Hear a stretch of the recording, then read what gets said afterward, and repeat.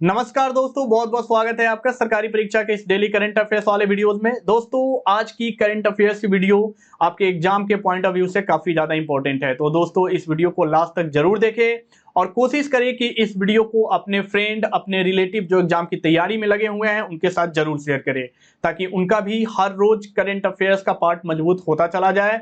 और हम आपसे भी ये रिक्वेस्ट करते हैं कि आप प्रतिदिन हमारे करंट अफेयर्स की वीडियो को जरूर देखें। इससे आपको एग्जाम के समय करंट अफेयर्स के पार्ट पे ज्यादा टाइम नहीं देने पड़ेंगे। तो दोस्तों, बिना देर किए वीडियो को आगे बढ़ाते हैं और देखते हैं हमारे आज के महत्वपूर्ण करंट अफेयर्स। सबसे पहला हमारा न्यूज है कि हमारे देश की राष्ट्रपति श्रीमती द्रौपदी मुर्मू जी द्वारा गुजरात में एक स्टार्टअप पोर्टल जिसका नाम हर स्टार्ट है, ये शुरू किया गया है। क्या है, इसके बारे में थोड़ी सी जानकारी देखते हैं।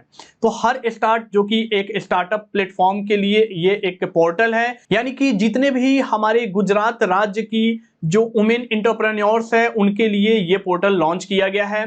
बेसिकली जो उनके स्टार्टअप में जिस तरह के योगदान चाहिए होंगे स्टेट गवर्नमेंट की तरफ से या इनके सेंट्रल गवर्नमेंट की तरफ से, वो हर एक इस पोर्टल के माध्यम से उन्हें प्रोवाइड किए जाएंगे। और ये जो प्लेटफॉर्म लॉन्च किए गए हैं ये गुजरात यूनिवर्सिटी के द्वारा लॉन्च किए गए हैं। और अभी जो है हमारे देश की प्रेसिडेंट 2 दिन की विजिट पे गुजरात आई हुई थी और उन्होंने इस प्लेटफॉर्म के लॉन्च के अलावा एक और जो है गांधीनगर में GMERS कैंपस का इन्होंने जो है फाउंडेशन यानी कि नींव रखी है। और ये जो कैंपस बनाई जा रही है ये लगभग 1330 करोड़ रुपीज के जो है ये अमाउंट से ये कैंपस तैयार किए जा रहे हैं। और इस कैंपस की जो नींव रखी गई है ये हमारे देश की प्रेसिडेंट के द्वारा रखी गई है। आगे बढ़ते हैं, देखते हैं हमारा अगला न्यूज। अगला न्यूज हमारा ये है कि भारतीय रेलवे ने लगभग 500 मेल एक्सप्रेस को इसने सुपरफास्ट की कैटेगरी दी है। यानी कि जितने भी हमारे देश के 500 मेल एक्सप्रेस ट्रेन हैं उन्हें अब सुपरफास्ट जो है एक्सप्रेस ट्रेन की कैटेगरी में रखा गया है। देखते हैं इसके बारे में पूरी जानकारी। तो इसमें क्या हुआ है कि हमारे देश के 500 मेल एक्सप्रेस ट्रेन को सुपरफास्ट की कैटेगरी प्रमाणित कर दिया गया है। यानी अब वो जो ट्रेन है वो 10 मिनट से लेकर 70 मिनट जो है उनकी स्पीड अब बढ़ जाएगी। यानी कि पहले वो मेल की कैटेगरी में आते थे, अब जो है सुपरफास्ट की कैटेगरी में है। इससे क्या होंगे कि कम ही समय में जो है एक अच्छा खासा डिस्टेंस को ये कवर करने में अब सक्षम होंगे। यानी इनकी स्पीड जो है वो बढ़ा दी गई है। और इसके लिए जो है all India railway time table भी जारी किया गया है और इस all India railway time table को ट्रेन्स एट अ ग्लांस के जो है रेलवे के साइट पे नाम से जाना जा रहा है। ये टाइम टेबल में आपको जितने भी 500 मेल एक्सप्रेस की जो लिस्ट है आप वहां से इन ट्रेनों की सूची देख सकते हैं जिन्हें अभी हाल ही में सुपरफास्ट की कैटेगरी में नामित किया गया है। तो दोस्तों, यहाँ पे आपके सवाल ये बन सकते हैं कि भारतीय रेलवे द्वारा कितनी मेल एक्सप्रेस ट्रेन को सुपरफास्ट की कैटेगरी में शामिल किया गया है या इन्हें सुपरफास्ट की कैटेगरी में रखा गया है। तो आपका जवाब होगा 500। ठीक है। और इसके बाद आपके ये भी सवाल बन सकते हैं कि जो 500 मेल एक्सप्रेस ट्रेन को सुपरफास्ट की कैटेगरी में रखा गया है उनकी जो स्पीड है वो कितने से कितने मिनट के बीच जो है बढ़ा दी गई है। तो 10 मिनट से लगभग 70 मिनट्स तक जो है इनकी स्पीड बढ़ा दी गई है। आगे बढ़ते हैं, देखते हैं हमारा अगला न्यूज। अगला न्यूज हमारे ये है कि बॉलीवुड के एक बहुत ही विख्यात कलाकार पंकज त्रिपाठी जी को हमारे भारत देश के इलेक्शन कमीशन ऑफ इंडिया के द्वारा नेशनल आइकन के रूप में इन्हें घोषित किया गया है। अब ये नेशनल आइकन का मतलब क्या है और इलेक्शन कमीशन के द्वारा इन्हें क्यों नामित किया गया है, इन सब बातों पे चर्चा करते हैं। तो हुआ ये है कि ये जो अनाउंसमेंट की गई है कि ये अब नेशनल आइकन है इलेक्शन कमीशन ऑफ इंडिया के द्वारा, ये वोटिंग के मामले में की गई है। यानी कि इन्होंने लोगों को वोट देने के लिए जो अवेयर किया है उनके इनके जज्बे को देखते हुए इलेक्शन कमीशन ऑफ इंडिया के द्वारा इन्हें नेशनल आइकन जो है करार दिया गया है वोटिंग को लेकर। और पंकज त्रिपाठी के बारे में तो आप जानते ही होंगे क्योंकि इनके बहुत सारे वेब सीरीज हो या मूवीज हो उनमें इन्होंने बहुत ही एक अच्छा अभिनय किया हुआ है। ये नेशनल अवार्ड विनर एक्टर भी है और इन्होंने लगभग बॉलीवुड में लगभग 2 डिकेड्स जो है इन्होंने समय बिताए हैं। यानी ये 20 सालों से बॉलीवुड में वर्क कर रहे हैं। अब इलेक्शन कमीशन ऑफ इंडिया के द्वारा इन्हें जो है नेशनल आइकन घोषित किया गया है। तो उस इलेक्शन कमीशन ऑफ इंडिया को संविधान के आर्टिकल 324 में शामिल किया गया है। ये स्टैटिक इंफॉर्मेशन है, इसे आप ध्यान रखेंगे। आगे बढ़ते हैं, देखते हैं हमारा अगला न्यूज। हमारा अगला न्यूज ये है कि IIT Jodhpur school of liberal art ने सेंटर ऑफ एक्सीलेंस आर्ट्स और डिजिटल इमर्शन को लॉन्च किया है। यानी कि जो हमारे देश में जो हमारे बच्चे जो आर्ट की पढ़ाई करते हैं, अब उस पढ़ाई को डिजिटल टेक्नोलॉजी के साथ जोड़ दिया गया है। अब इन दोनों के साथ जो है वो आगे बढ़ने में सक्षम होंगे। ये हमारे भारत देश में अपने आप में एक पहला इनिशिएटिव है और इसकी जो इनॉग्रेशन की गई है वो एक पद्म भूषण अवार्डी और एक शांति स्वरूप भटनागर अवार्डी, जिनका नाम है पंडित अजय चक्रवर्ती, के द्वारा इसकी इनॉग्रेशन की गई है। और पंडित अजय चक्रवर्ती की बात कर ले तो ये हमारे भारत देश के एक बहुत ही महान क्लासिकल सिंगर भी है। और ये जो लॉन्चिंग किया गया है सेंटर ऑफ एक्सीलेंस का, ये इंस्पायर है नेशनल एजुकेशन पॉलिसी से। यानी कि हमारे जो एजुकेशन में जो पॉलिसी चेंजेस किए जा रहे हैं उस पॉलिसी से इंस्पायर होकर अब IIT Jodhpur school of liberal arts ने ये तय किया है कि इनके जो आर्ट्स के स्टूडेंट हैं अब वो डिजिटल टेक्नोलॉजी का उपयोग करके उस फील्ड में आगे बढ़ेंगे। आगे बढ़ते हैं, देखते हमारा अगला न्यूज। अगला न्यूज ये है कि दुबई में दशहरा के दिन पहला हिंदू टेंपल का ओपनिंग किया गया है। यानी ये दुबई का पहला हिंदू टेंपल नहीं है, लेकिन ये जिस जगह पे ओपन किया गया है ये उस जगह का पहला हिंदू टेंपल है। और ये आप तो जानते ही हैं कि दुबई एक इस्लामिक कंट्री है और उस इस्लामिक कंट्री में एक बहुत बड़ा हिंदू टेंपल का यहाँ पे ओपनिंग की गई है। और ये जो हिंदू टेंपल की ओपनिंग की गई है ये अभी जो दशहरा हुए हैं उसी के दिन पे इसकी ओपनिंग की गई है। उसमें जो चीफ गेस्ट रहे हैं इनका नाम है शेख नहयान बिन मुबारक अल नहयान। ये दुबई के टॉलरेंस और को एग्जिस्टेंस मिनिस्टर है। और उसके अलावा जो इस मंदिर में जो चीफ गेस्ट उद्घाटन के समय जो रहे हैं उनका नाम है, ये दुबई में भारतीय राजदूत है, इनका नाम संजय सुधीर है।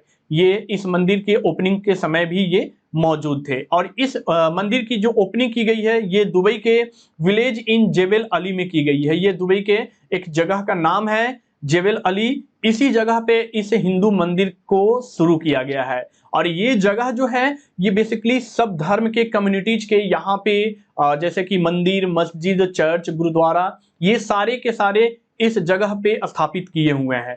तो ये हमारे देश में जो कल्चर है उसको अब विदेश लेवल पे यानी कि ग्लोबल लेवल पे बढ़ावा देने के लिए इस मंदिर को खोला गया है।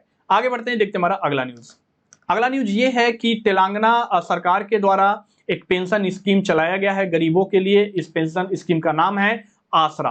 अब आपको इस स्कीम के बारे में जानने की जरूरत है। ये जो पेंशन स्कीम है ये बेसिकली तेलंगाना गवर्नमेंट के द्वारा इसकी शुरुआत की गई है।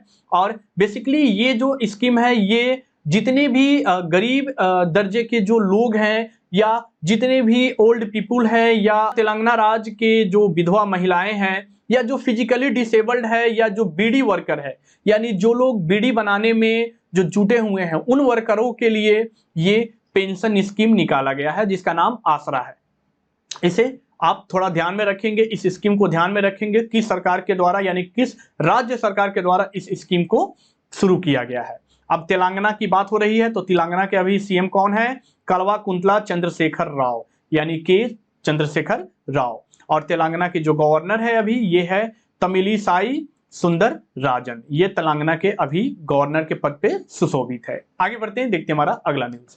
अगला न्यूज ये है कि उड़ीसा गवर्नमेंट के द्वारा 2 सीनियर आईएएस ऑफिसरों को मेंस हॉकी वर्ल्ड कप में ऑफिसर ऑन स्पेशल ड्यूटी के रूप में नियुक्त किया गया है।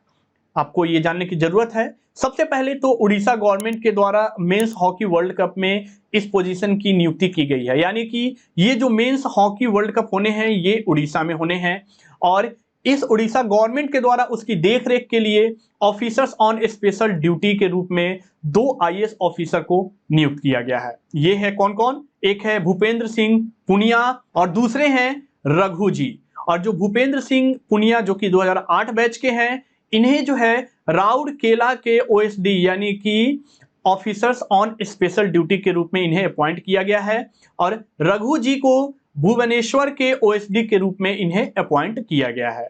और जो मेंस के जो हॉकी वर्ल्ड कप होने हैं इसका आयोजन उड़ीसा में किया जाना है। और ये कब होने हैं? तो 13 जनवरी 2023 से लेकर 29 जनवरी 2023 तक, यानी इसका आयोजन उड़ीसा में किया जाएगा। और जो इसके वेन्यूज हैं यानी कहाँ ये जो है मैचेस होंगे, तो कलिंगा स्टेडियम भुवनेश्वर में होंगे और दूसरा जो है राउरकेला में Birsa Munda international hockey stadium में ये वर्ल्ड कप खेले जाएंगे। तो आपको यहाँ पे ये याद करने की जरूरत है कि जो ओडिशा गवर्नमेंट के द्वारा जो 2 ओएसडी ऑफिसरों को मेंस हॉकी वर्ल्ड कप की देखरेख के लिए नियुक्त किया गया है, उनके नाम क्या है, दूसरा इस वर्ल्ड कप को जो है कब से कब के बीच खेला जाएगा और ये वर्ल्ड कप भारत के किस राज्य में खेले जाएंगे, ये आपके सवाल एग्जाम में पूछे जा सकते हैं। आगे बढ़ते हैं, देखते हैं हमारा अगला न्यूज। अगला न्यूज ये है कि पैसिफिक टेलीकम्युनिकेशन काउंसिल ने अपने नए सीईओ के रूप में ब्रायन मून को नियुक्त किया है। भाई कौन है, इनके बारे में जानते हैं। तो ब्रायन मून के पास लगभग 15 सालों का कंज्यूमर टेक्नोलॉजी एसोसिएशन में इनके पास एक्सपीरियंस है और इन्हें अभी हाल ही में टेलीकम्युनिकेशन काउंसिल के नए सीईओ के रूप में नियुक्त किया गया है। और आपको अगर मैं बता दूं तो यहाँ पे टेलीकम्युनिकेशन काउंसिल जो है ये एक global non profit membership organisation है और अगर हम पैसिफिक टेलीकम्युनिकेशन काउंसिल की बात करें तो ये एक global leading non profit membership organisation है जो बेसिकली जितने भी इंफॉर्मेशन या कम्युनिकेशन टेक्नोलॉजी है उसको एडवांस बनाने का कार्य करती है। और इसके जो मेंबर्स है वो 14 मेंबर्स है और इसकी जो हेडक्वार्टर्स है वो यूनाइटेड स्टेट्स के हवाई में होनोलुलु में सिचुएटेड है। ठीक है, आगे बढ़ते हैं, देखते हैं हमारा अगला न्यूज। अगला न्यूज ये है कि एक उड़िया सिंगर जिनका नाम मुरली मोहापात्रा था, इनकी अभी अचानक डेथ हो गई है और इनके डेथ का कारण हार्ट अटैक यानी कि हार्ट कोलैप्स बताया जा रहा है। और इनकी जो डेथ हुई है वो एक दुर्गा पूजा के समय जो कल्चरल इवेंट ऑर्गेनाइज किए गए थे उड़ीसा के कोरापुट जिले में, उस कल्चरल इवेंट में इनके हार्ट अटैक आने के कारण इनकी मृत्यु हो गई है। और ये एक बहुत ही फेमस उड़िया सिंगर थे और इनकी जो उम्र थी वो 59 थी।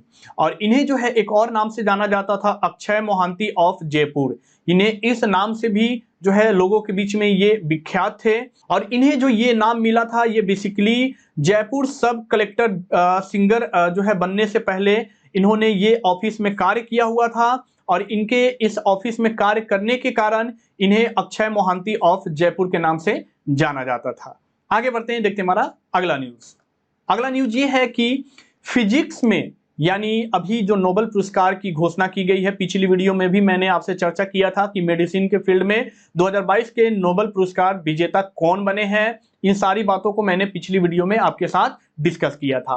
अब जो फिजिक्स के फील्ड में नोबेल पुरस्कार 2022 प्रदान किए गए हैं उनके नाम है Allen specs, John F closure और एंटन जेलिंगर। इन तीनों पर्सन को 2022 में फिजिक्स के फील्ड में नोबेल पुरस्कार से इन्हें सम्मानित किया गया है और इन्हें इनके एक्सपेरिमेंट जो कि इंटैंगल्ड फोटॉन से रिलेटेड है, यानी कि बेसिकली ये बहुत ही जटिल फोटॉन्स है और ये जटिल फोटॉन्स सेपरेट होने के बाद भी सिंगल यूनिट की तरह बिहेव करते हैं। इनके इसी एक्सपेरिमेंट्स के लिए जो है इन्हें नोबेल पुरस्कार से सम्मानित किया गया है। और साथ ही साथ बेल इनइक्वालिटीज की जो थ्योरी रही है उसके वायलेशन के लिए भी रिसर्च के लिए भी इन लोगों को फिजिक्स में नोबेल पुरस्कार से सम्मानित किया गया है। और आपको पता ही है कि फिजिक्स में जो नोबेल पुरस्कार प्रदान किए जाते हैं वो royal Swedish academy of science के द्वारा ये अवार्ड दिए जाते हैं।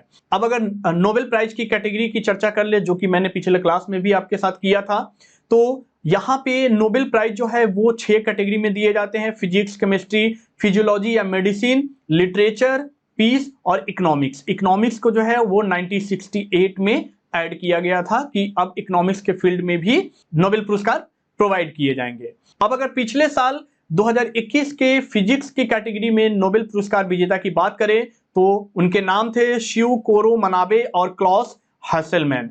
इन दोनों लोगों को पिछले साल यानी 2021 में नोबेल पुरस्कार फिजिक्स के लिए दिया गया था। तो दोस्तों ये है हमारे आज के कुछ महत्वपूर्ण करंट अफेयर्स जिसपे हमने आपके साथ चर्चा किया।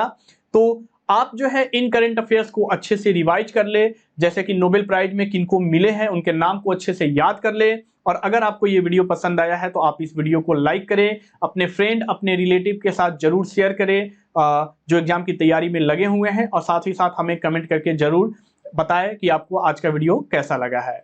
और अगर आप इस चैनल पर नए हैं तो आप इस चैनल को सब्सक्राइब कर ले और साथ ही साथ बेल आइकन को दबा ले ताकि आपको अगली वीडियोज की नोटिफिकेशन मिलती रहे। धन्यवाद।